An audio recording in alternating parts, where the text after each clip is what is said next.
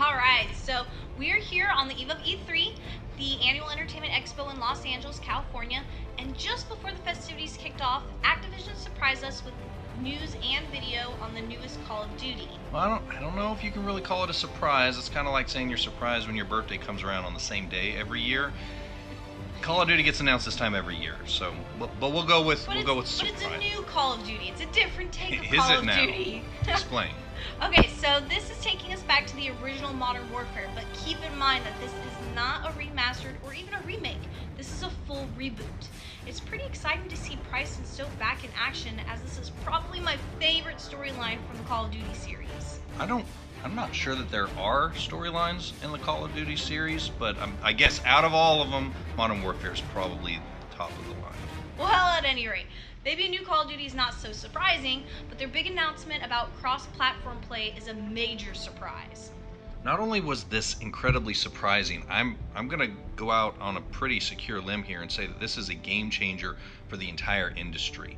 Activision taking the stand that now Call of Duty is going to be cross-platform, meaning that Xbox One, PlayStation 4, and PC gamers can all play with each other.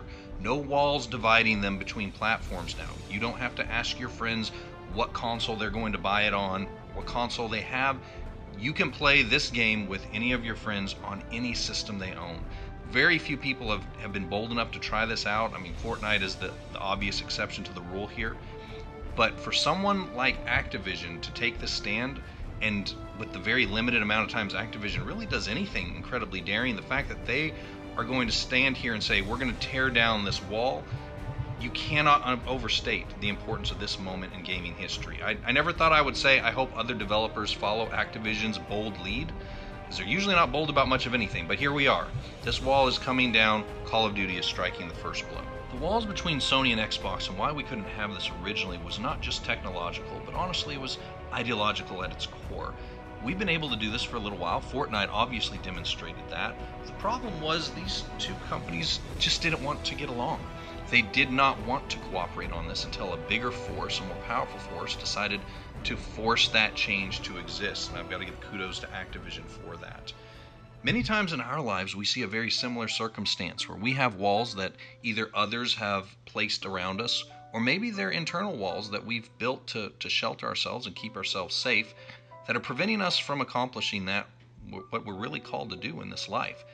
In John chapter 4, we see a circumstance that I think really follows along with this. It's Jesus who is traveling through the area that's called Samaria, and he meets this woman at a well. The Samaritan woman, who doesn't get named in the Bible, doesn't know who he is, meets him at the well, and they have this brief conversation. I highly encourage you to read the entire aspect of it, but through the course of this, Jesus and this woman start getting into some very deep elements of her life. She starts talking about some of the problems she's had. She's been married 5 times. She's currently with a husband who is not actually her husband. She's just living with this man.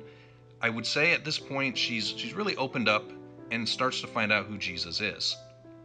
And once she realizes that she is talking to the Son of God, she has the immediate impulse to go and tell everyone in her city, I've just met a man who's told me everything that I've ever done, and tries to get them to come see Jesus as well. And I think that this is a really fascinating place that we need to take and evaluate for a moment, because many times we, and I know I, would disqualify ourselves from being the person who could be the ambassador or the missionary for Christ and doing the things that we feel compelled to do in our heart. She could have waited for Peter or James or John to come, and they could go and tell everyone, hey, Jesus is here. She could have decided to take some time, go online, get a certification, wait to see if she could get licensed, make sure that she got all of her background issues cleared up before she would go and tell anyone that, hey, I just met the Son of God. But she didn't. She just went.